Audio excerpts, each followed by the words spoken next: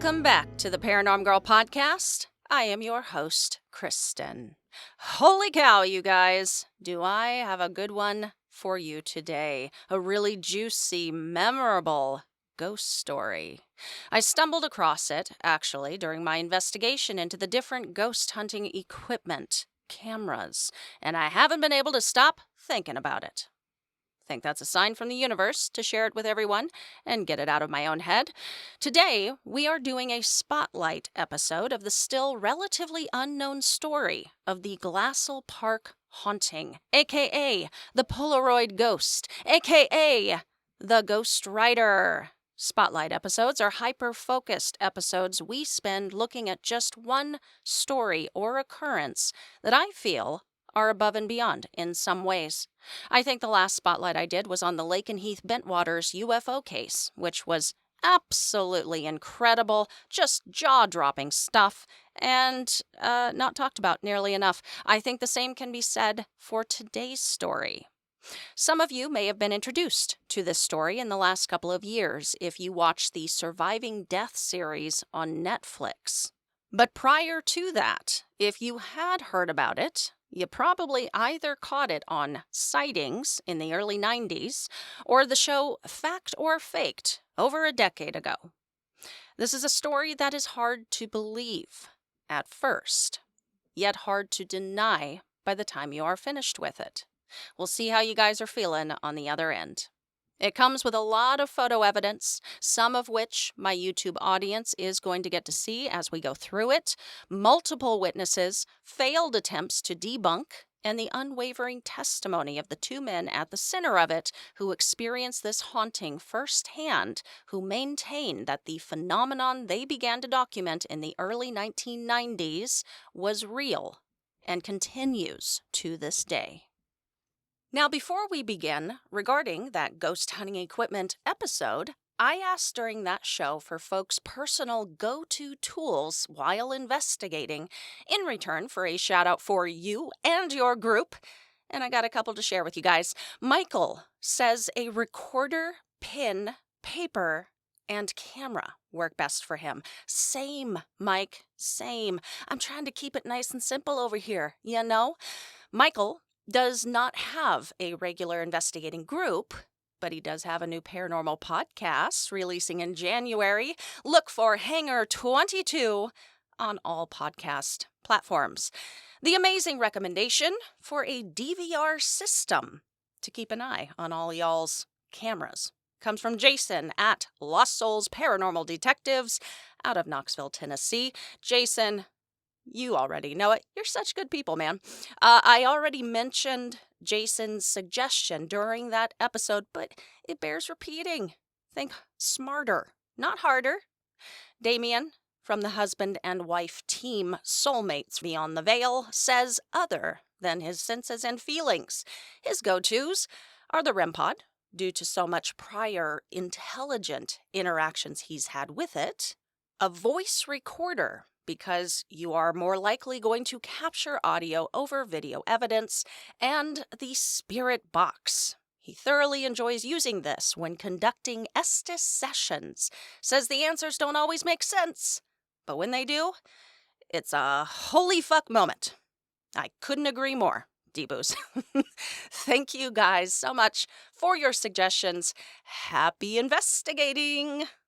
All right, I was also planning to do a quick recap of my Halloween investigation at St. Ignatius Hospital, but unfortunately, we have not completed our evidence review on our end just yet. Hoping to have that soon for you, though. So, let's get into this ghostwriting business.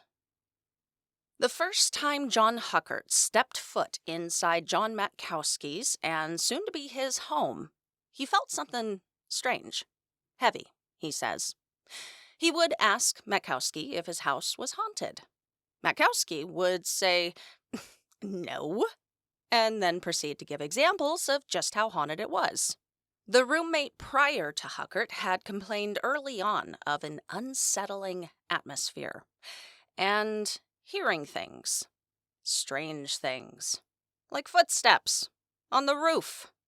Members of visiting family had also mentioned footsteps Huckert was logical about it at first. Imagined it was no more than critters making all that racket up there. His initial sense of a haunting would be confirmed after moving in, though. He would report feeling a presence. He'd feel what felt like a hand on his shoulder, only to turn to find no one there. There were moving shadows that quickly disappeared, and then there were the people he would see. An old man standing in their living room disappeared as soon as he turned to look. A woman in an old-looking dress walking by the street or on their porch. Thinking she was real, he would go to check. Once again, no one to be found. Even Matkowski, as well as he had learned to ignore the weirdness, would report in those early days a tingling on his arms, almost like a sunburn, and that's how he felt the presence. A couple of years came and went, the strangeness ongoing. Then in 1991, Huckert would be gifted a Polaroid camera by his father for Christmas. A Spectra camera, which Polaroid no longer makes. Even had some film left in it, which is great, because film for this thing was really expensive, approximately $1 per picture. They came in sleeves of 10.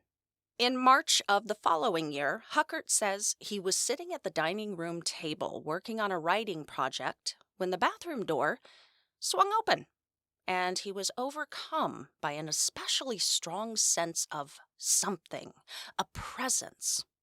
At the time, Huckert was alone in the house. Perhaps it was a spidey sense to do so. Maybe it was a photography enthusiast's impulse. But he picked up his Polaroid camera, aimed it at the bathroom entrance, and snapped a picture. Considering how expensive this film was back then, I'm willing to bet it was more so an undeniable spidey sense of just not being alone. I don't know. The pic popped out, developed, and nothing but the bathroom entrance and the shot. Maybe it had just been open the entire time and I didn't realize it, he thought. Feeling rather stupid and silly, he got up, closed the bathroom door, and returned to the dining room table to continue writing. Not too long after sitting back down, he heard the familiar scrape the bathroom door made against the hallway floor. He looked up to catch it finishing its swing back open. The presence was definitely there. This was a sign to take another photo. Now nervous and shaking, he pointed the camera and attempted another shot, capturing the top of their television set by accident. This is ridiculous. Calm down, he thought to himself. Steeling himself against the nerves, he leveled the camera at the entrance once more, snapped the photo, and captured the first ever photograph of their third roommate. Huckert says his first feelings when staring at the developed picture were ones of fear, but also maybe amusement. He thought on one hand it was absolutely terrifying to be looking at what he had captured, but on the other, it was rather comical looking. It was a stereotypical ghost. For my audio-only audience, remember the hypothetical I asked you in this season's history episode? If I asked you to draw me a picture of a ghost, what would that look like? Well, Huckert's picture was that, like, ooh, I'm a ghost, kind of ghost. All right, look, I'll be honest, at this point of my very first look at this story, I stared at my computer screen for a second and was like, well, that's some pretty strange bullshit right there. Now, I don't feel that way. I even have a theory as to why this entity chose to portray itself as such. But, here we are. Huckert thinking the same thing. And also, though, what the heck is that? What did I capture? So, he took another, and the boo ghost was closer. He would take a few shots, each time getting something weird, white, and splotchy in the photo. What was going on? When Matkowski returned home, Huckert showed him the photos, asking him what he thought about them. Matkowski thought, these are kind of cool, and asked him how he had done them.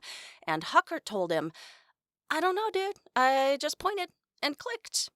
Matkowski would direct Huckert to stand in front of the bathroom door as he took a photo. Yet another strange capture. Huckert is seen standing in the photo with these white, splotchy, misty, dare I say, ectoplasmic like things in front of him. They would continue shooting until the pics that had been left in the camera ran out. Now keep in mind, at this point in the story, all they were getting on the photos were some strangely shaped light anomalies on film. They were weird, yeah. One definitely looked like a boo ghost, but it had to be explainable, had to be fake. Huckert had a realization. His dad, who had given the camera to him, was kind of a prankster. He thought, he had to have done something to the camera. He had to have done something to that film. That's what this was. Well, 2 weeks later, just to prove a point, I guess, they would pick up another pack of Spectra film and decided, just in case this is something, let's just shoot whenever we feel something. And by the very next time they used the camera, they answered the question of whether it was Huckert's dad or not, because it happened again. And they would continue to buy new packs of film, and time again, they kept getting these weird shots. So they kept buying more film. This cycle would continue over the next couple of months. Finally, they decided, it might be time to share it with someone outside of this house. But they both have said they feared ridicule or accusations of being liars. So they decided to just invite a few friends over just to show them. They prepped these friends much like Huckert prepped Matkowski. So, hey, this is weird, but we caught this on film. What do you think? And the friends looked and were like, oh, this is kind of cool. How did you do this? And they were like, we don't know. We just kind of took the picture and this stuff keeps showing up. There must have been some kind of ghost talk in there somewhere. You know what I actually think? I suspect Matkowski's place was notorious for being a ghost house to their whole circle of friends, being the haunted house. So yeah, whatever. Ghost talk was happening because then one of the friends asked, well, are they here now? And another one said, well, let's see. Picks up camera, takes photo. And this was the moment. They would capture their third roommate's first communication. Y-E-S. Yes, they were there now. The Johns said it took them a second to see the word.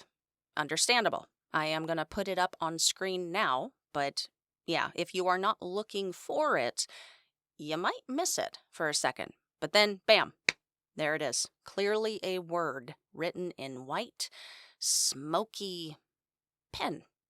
So, once they realized they had an intelligent response in their hot little hands, this opened the floodgates. Someone asked, what's your name? Snap, picture develops. W-R-I-G-H-T. Right. Like a last name.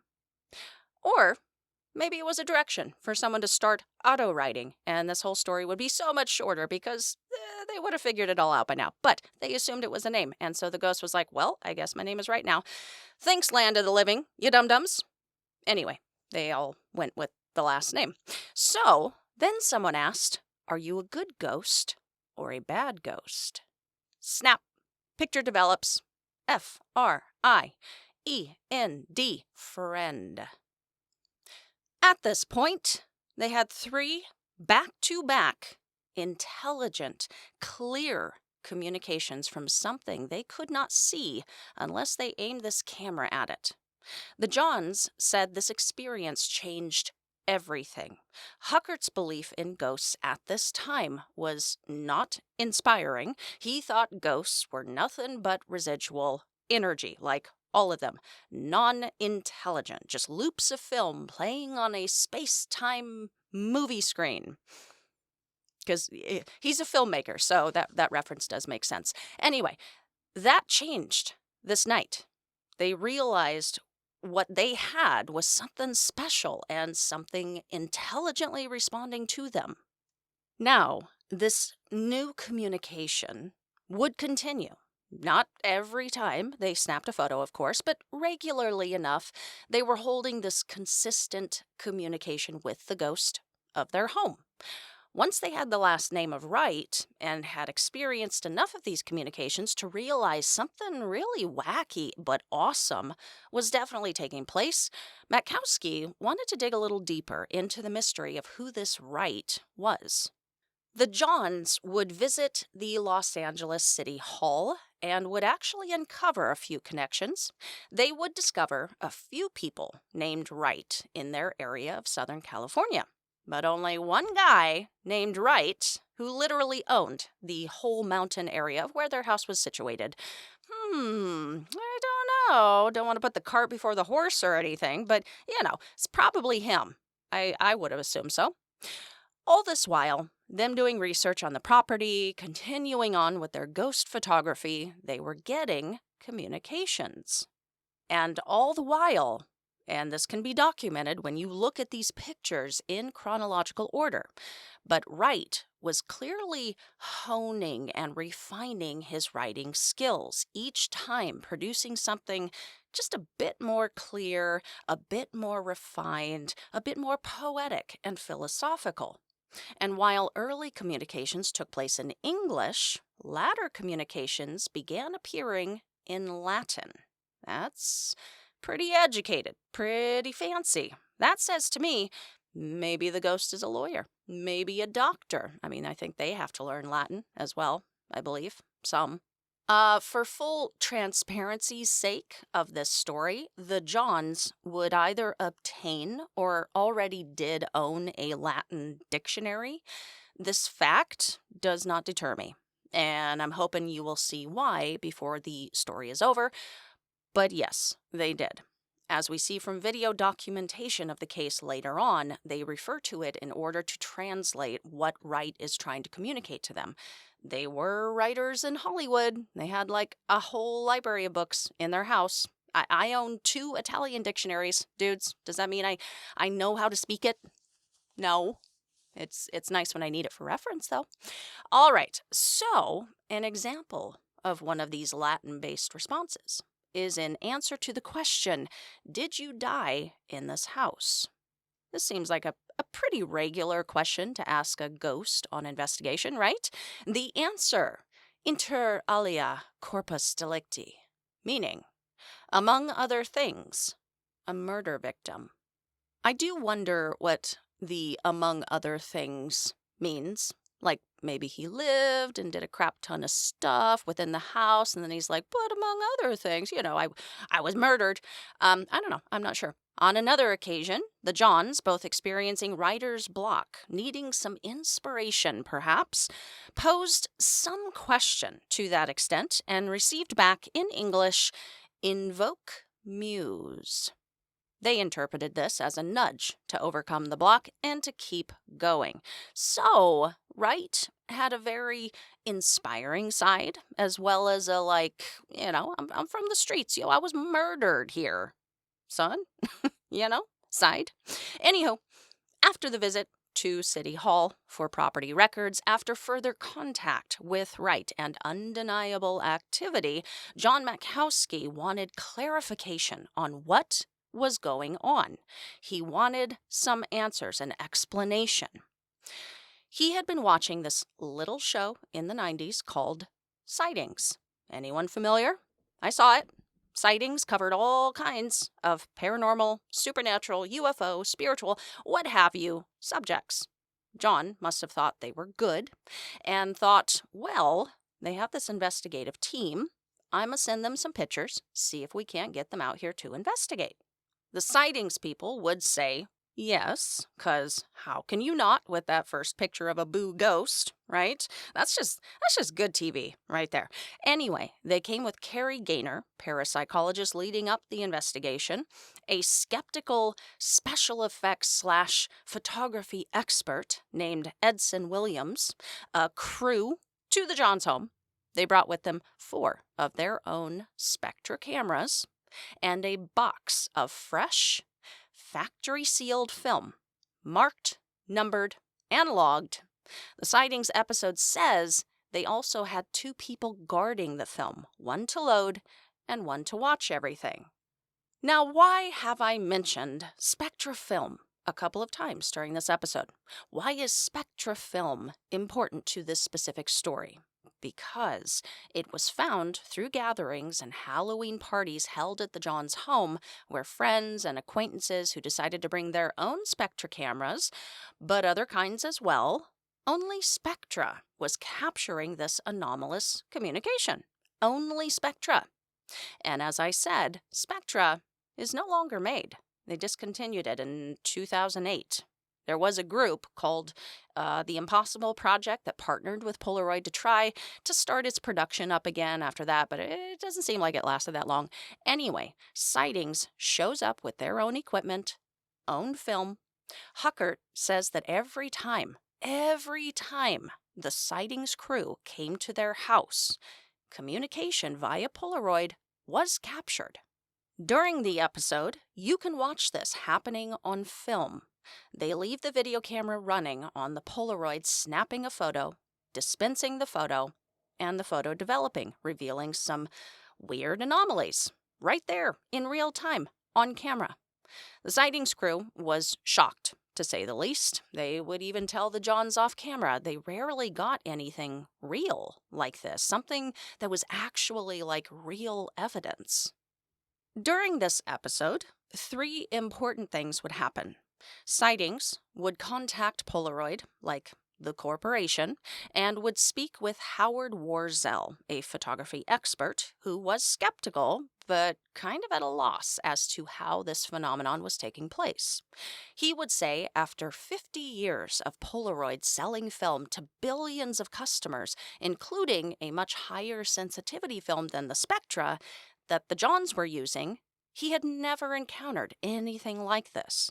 When he put forth that his skepticism would be eliminated if the film came from Polaroid in a sealed box without the seal having been broken, he was shown that non-cut video that Sightings had shot of the loading of a factory-sealed pack into the Johns camera, the shooting, the developing, and the revealing of the anomaly. So, maybe his skepticism was alleviated at that point. Maybe not. I don't know. What's that quote? For the believer, no amount of proof is necessary. For the skeptic, no amount of proof is enough. I don't know. Something along those lines. The second really important thing to take place was the right photos' first attempted debunking. Edson Williams, again, photography, special effects expert, was on site during the filming. He was there to examine photos immediately and inspect them to evaluate whether or not they were authentic or had been manipulated. Even one in which he is captured in the background behind the light anomaly that he would say later made him feel like something weird might be in the house. Anyway, during this investigation, Edson would travel back to the Brooks Institute along with the Johns' own camera, even though other photos were captured on other cameras, and all exposed film in order to more closely examine and attempt to explain how the photos were being produced.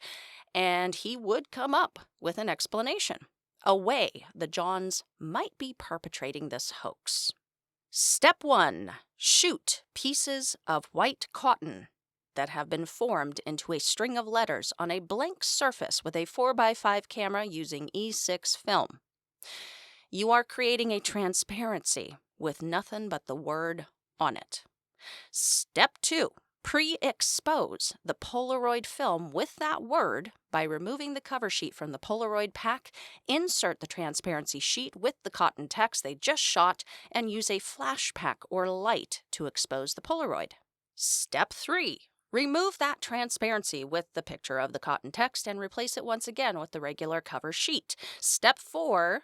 Load the pack of photos into your camera like normal and shoot. That first photo you take will have the word written over your image because it's already been exposed. This process took Edson over an hour to do. And as we can see from the Sightings episode and other video documentation of the right communications, the actual process is happening like so fast, like kind of instantly. There is also something about Wright's text that I will bring up later that is another important factor to consider, and that is 3D dimension and depth of Wright's Polaroids versus all other text that has been produced during debunking attempts. The third and final really important thing to happen during this investigation was the introduction of the Johns to famed psychic medium at the time, Peter James. Peter and the Johns would end up becoming very good friends following this experience, and he would actually be the one to suggest to the Johns that they go public with their story. The three remained in contact with Peter until his death in 2007. Now, Peter would be brought in during the second half of the sightings investigation to pick up on any energies that he felt. He was not front-loaded, was told nothing about the property, the house, or any other information aside from there was a claimed ghost and it was communicating via Polaroid. Now, while Peter was a famous psychic, was known for his readings and investigations at other well-known cases and properties, he was also known to have debunked a few. And Peter would say when he first approached this case, he was skeptical, thought there was fishery afoot. He said during the episode that in all his years delving into the paranormal, he just never had seen a ghost present itself in this way.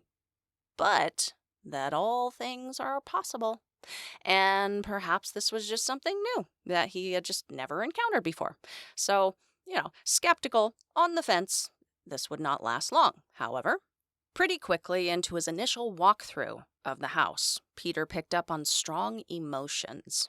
He talked about a vibration, feeling like he was vibrating. He could feel cold spots, picked up on a presence, a few presences, actually.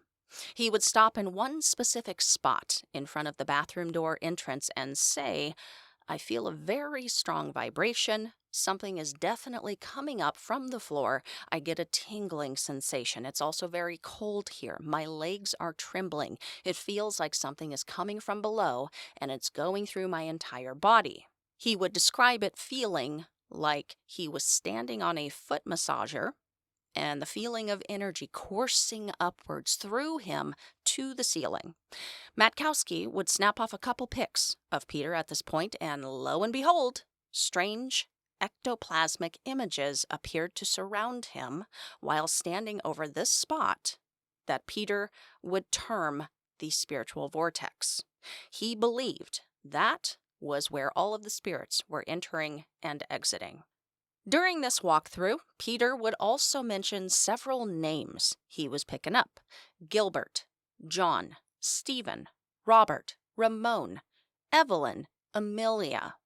The Johns were dumbstruck because Peter had just named 3 people that they had jotted down as prevalent names during the property's history that they had discovered during their trip to City Hall.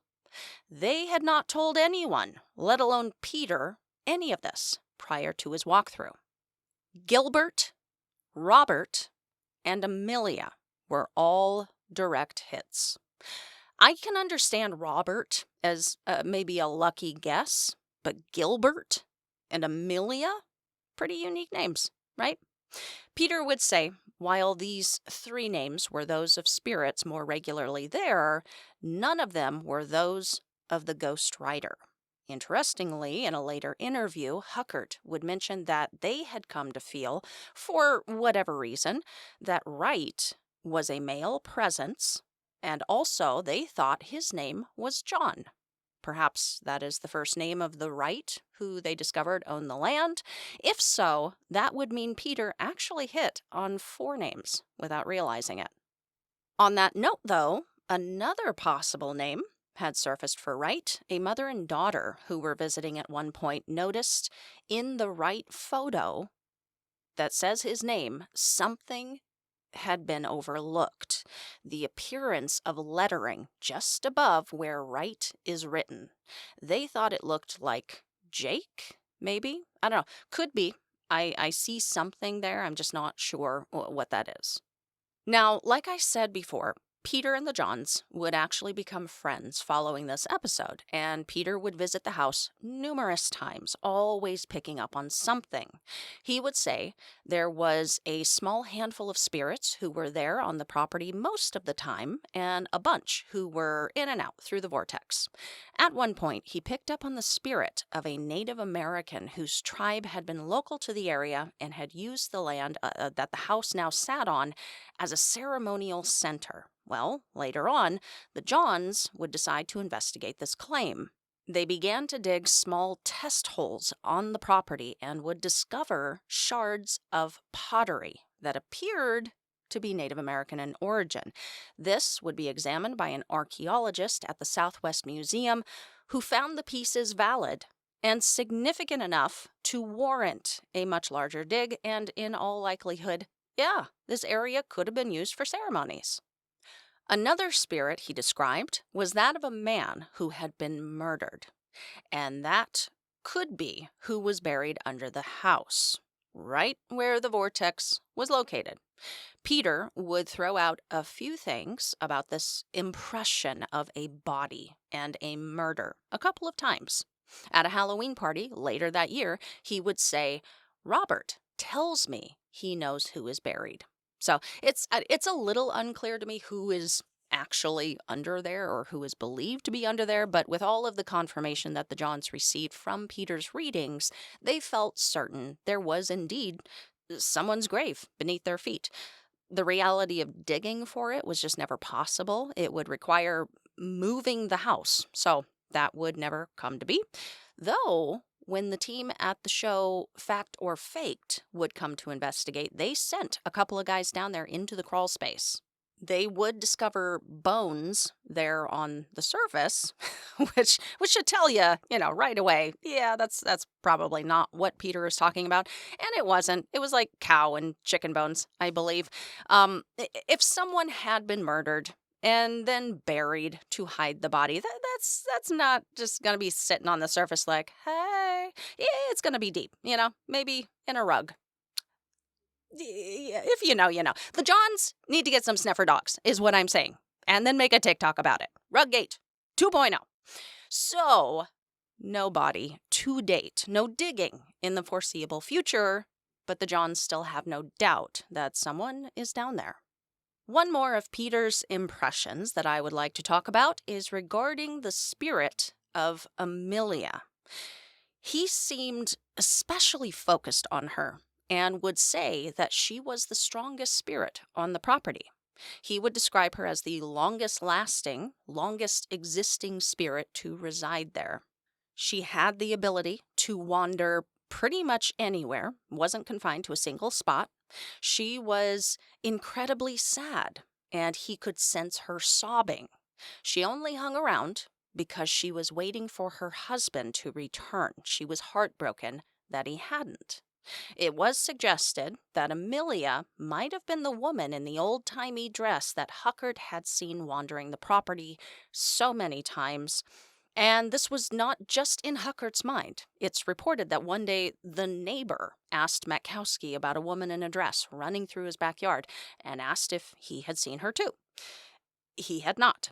The sightings episode would originally air February 5th of 1993.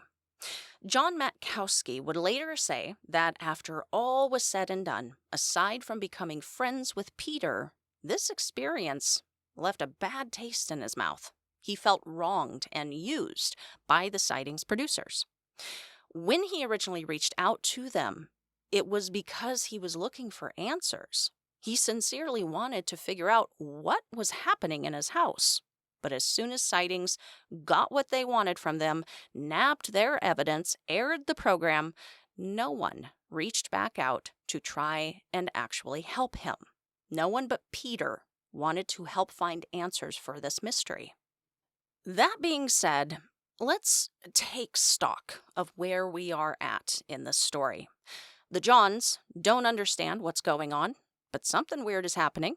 Friends have been by, taken their own pictures with their own Spectra cameras, and caught their own strange, anomalous images. During the 93 Halloween party, actually, a few pictures were snapped on a friend's camera of Matkowski, in his costume that came back anomalous. I will put those up. Peter's skepticism was obliterated the moment he stepped foot in the house.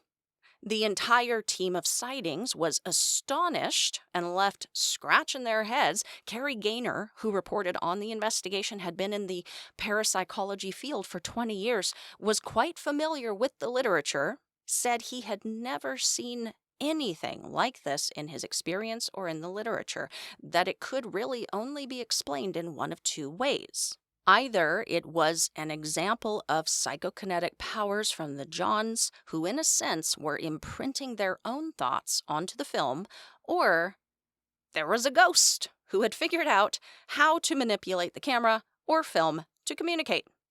Polaroid was astonished and left scratching their heads. And one debunking attempt had been made and was laughable. It just clearly wasn't how the hoax was being done, if there was a hoax being done. Another attempt to debunk would be made in the fall of '93, reported on by Anson Kennedy for Skeptical Inquirer. It is argued in this article that the credibility of the belief that you can't fake a Polaroid is undeserved. And you can, in fact, fake a Polaroid. It just has to be done beforehand. Which is what Edson Williams and the Sightings episode showed as well, so I'm not sure why this argument is being promoted as a new concept. They aren't wrong. That is exactly how a Polaroid would be faked. They then argue that Edson's process of manipulating the film was intentionally done to appear so overcomplicated that no dunce, no layman could possibly recreate the process.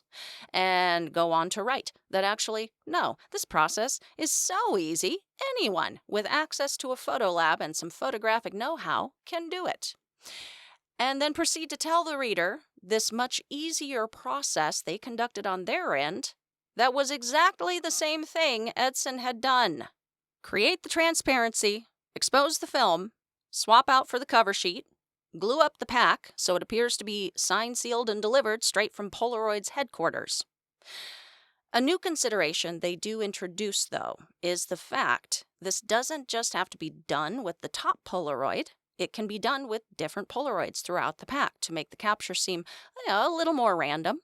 They do also mention the fact that at the time, one of the Johns worked in a photo processing lab and therefore had the access and know-how to produce the effect. Actually, they were both into photography.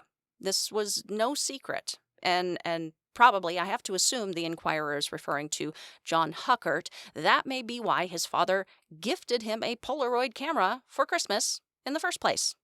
But maybe it was Matkowski who would present the right photos in an exhibit at his art gallery in 2007. He was more so into black and white photography. But bottom line, guilty by association, I guess. The film used during the Sightings episode was brought by the Sightings team. A box of it, all of which were factory sealed, numbered, logged, guarded, etc. To say all one has to do is carefully peel the bottom flap open, conduct your hoax, and then glue it back up is saying the entire Sightings team was in on it, along with the Johns, of course, along with all of their friends who must have been frequenting the same photo lab in order to also acquire the desired effect. This also does heck all to explain the intelligent communication happening on the spot, direct answers to direct questions being asked by literally anyone in the room prior to snapping the photo. Lucky guesses on both John's parts, Maybe they weren't psychokinetically gifted, but rather premonitorily gifted. And while it doesn't seem that the original printed Inquirer article is available anywhere, I can only find it in TXT format, so it's missing their pictures taken of their faked Polaroids. The way it has been described matches the descriptions of every other attempt to fake these types of photos. The text is flat, rigid, Wright's communications are flowy, misty, amorphous. They have a three-dimensional appearance to them. They appear to have depth in the space of the room, some of which both appears in front of a body and simultaneously behind a body in the same picture. This article does introduce a lot of important considerations to this story, but I mean, come on, don't claim a debunking, say case closed, cut and dried, when it's just not. It's just not. The team at Faked or Fact, who went to investigate and would claim at the end of it that they too could not explain, attempted their own faked photos. Same text depth problem, same time problem. It took forever to create the effect. Another known attempt at debunking took place with Michael Weber, one of the best close-up magicians in the world at the time. From a ghosttheory.com article dated April 1st, 2008, after the sightings investigation, Michael claimed that he could duplicate the ghostwriting phenomenon. In a closed studio in the presence of sightings host Tim White and a camera crew, Weber was able to produce a photo with the words, "We are here," printed across the front. However, Weber was quick to point out that his ability to duplicate the ghostwriting did not disprove that it could have been caused by supernatural forces. It only proved that the same phenomenon could be reproduced under similar conditions. Very true. No one's arguing that they can't. But descriptions of his faked photos have the same too rigid, no depth issues. No one to date has been able to produce the same dimensional effect seen in the Wright photographs. The article continues. Weber reviewed the videotapes shot inside the house and said he did not notice any of the trademark movements called tells that would have indicated that either Matkowski or Huckert was a professional magician. And I assume he's referring to sleight of hand tells in regards to either of the Johns quickly sneaking in their manipulated photo packs with the packs brought by the sightings crew. Javier at ghosttheory.com would actually follow up with John Matkowski again in 2009. It's a really great conversation, a great look into Matkowski, puts him in just like a real authentic light, I thought.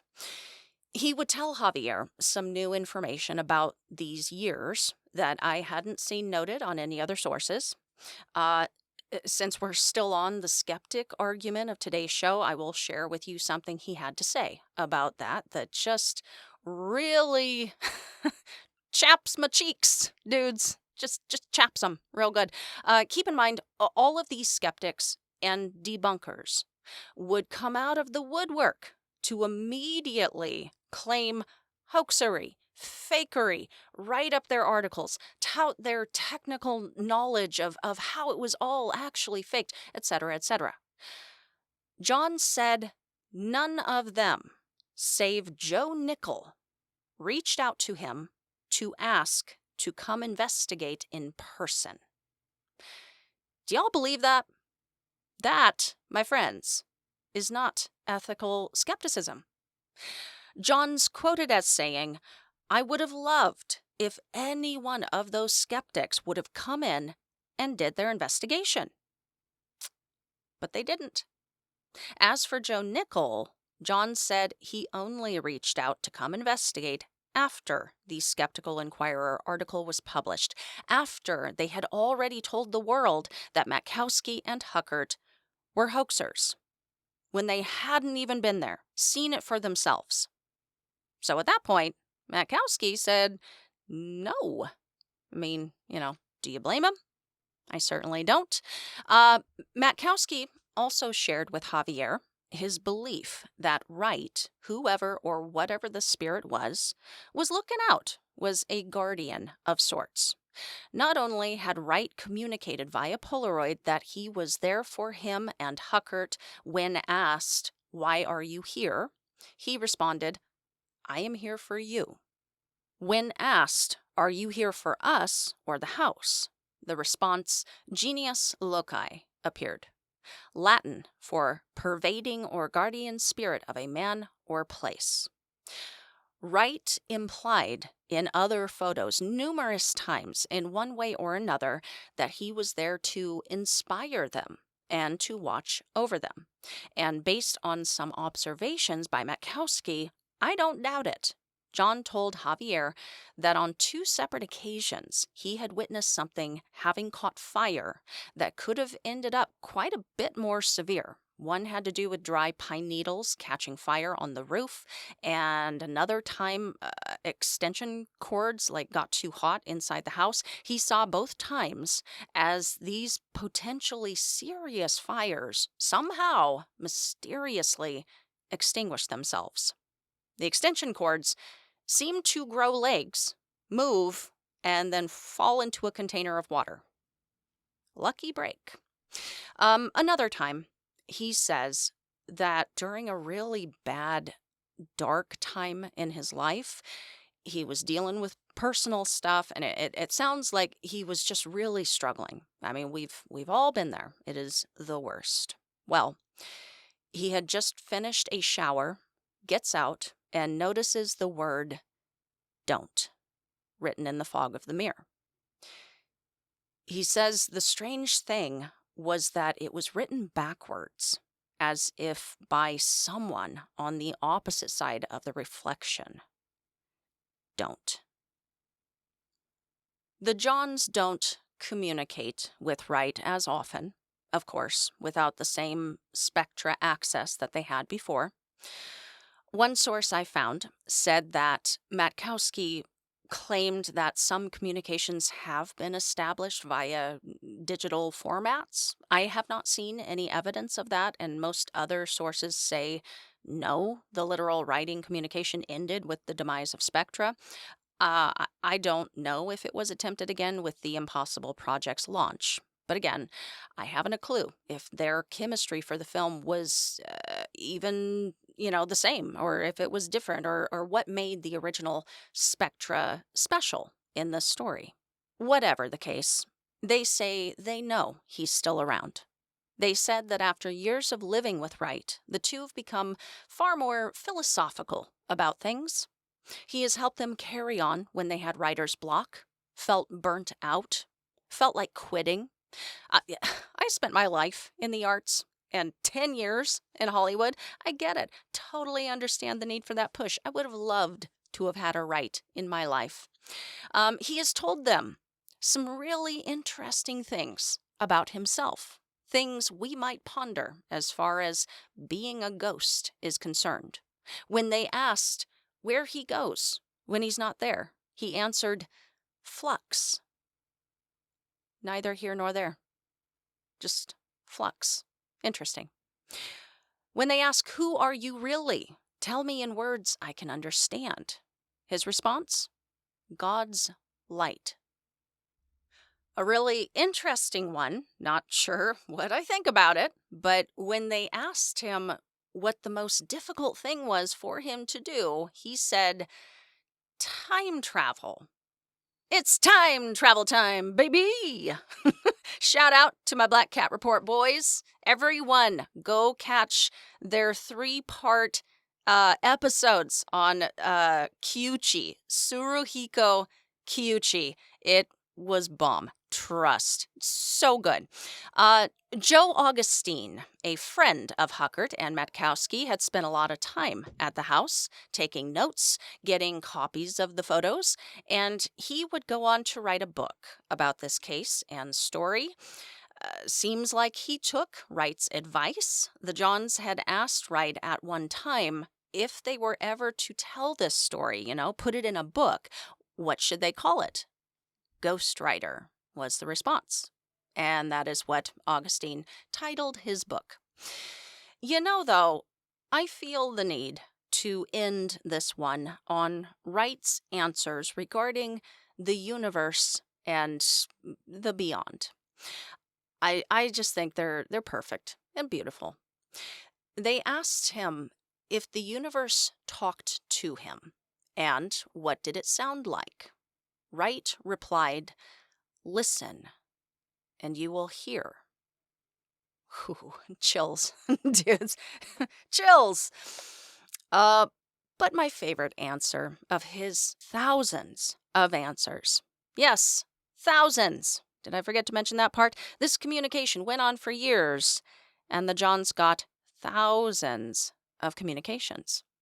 Seems like the longest of games to play, all for a prank. When they asked, "Will you be reborn and live again as flesh and blood?" Wright said, "Anything is possible." Anything is possible. I love that. That is all for today's Spotlight. Join me for a final note.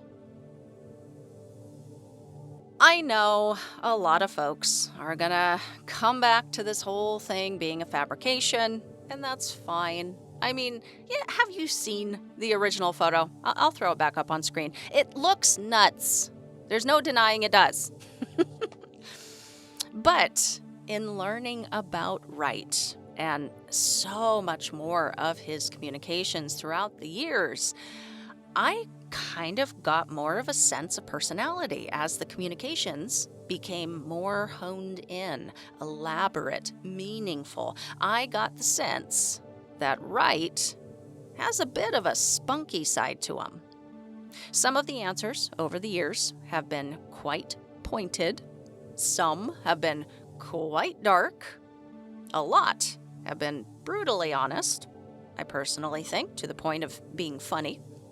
There is a sincerity to Wright, but also a little bit of a sense of humor. I believe if Wright is a real, separate, intelligent entity, not a result of psychokinesis, not a result of one of the most elaborate hoaxes that this would have to be, I think he portrayed himself that way on purpose. He either needed there to be no confusion as to what Huckert had just captured on film, or he just thought it was funny. I'm kind of keen on the second option. I was thinking about this story, just going over the events in my head, and at first I was like, okay, if I'm putting my skeptical goggles on, first thing that would stand out to me that this isn't a genuine story would be that, like Peter James said, I've never heard of another instance of a ghost portraying itself in this way. In literal, smoky writing, in direct answers to questions asked, on film. But then I stumbled across the skull experiments. There were a lot more examples of communications and just strange paranormal occurrences taking place over the course of that 5-year-long investigation. But I do recall, on a number of occasions, the participants did actually receive communications on film, writing, and symbols. It was different, of course. It was like real film, but still, it's a previous similar example we could look to. And then I was reminded of another story I know of and believe is genuine, of spirit communication in a very unique, very literal, very directed format. And I've never heard of another story of spirit communication quite like it. My recent guest, Brandy Anderson, and her family began receiving communication from her deceased grandmother via words being typed into the search bar of their smart TV. Started years ago, still ongoing today. This communication started out with a lot of questions on their end, too. It began pretty basic, with just a word or two being typed in. It took time, Brandy learned, for her grandmother to get the hang of it, so to speak, to figure it out. Wright began as a boo ghost and evolved into deep sentiments. It took time for her to get enough energy to be able to put forth whole sentences at a time. Wright started with messy, scrawled English and evolved to fuller thoughts, sometimes in Latin.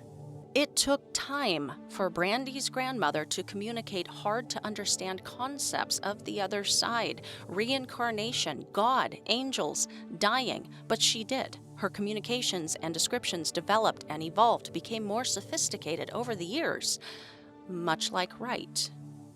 It's a different mode of communication, but a lot of aspects remain the same. I see a pattern. So, in my mind, Wright's story doesn't stand alone, after all. And being someone who believes I have personally experienced very direct, unique communication with a deceased family member that is also very unique to me, I imagine this might be the case for others across the board. Isn't all spirit communication super unique? Or do we all turn on the radio hoping for Sweet Caroline? Do we all find a blue feather and it means something? No.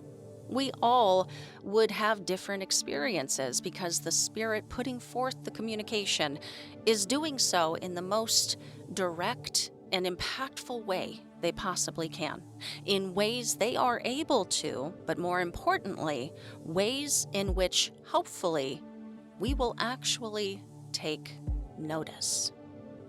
Thank you guys for catching this one. Please follow the show on social and YouTube at Paranorm Girl Pod.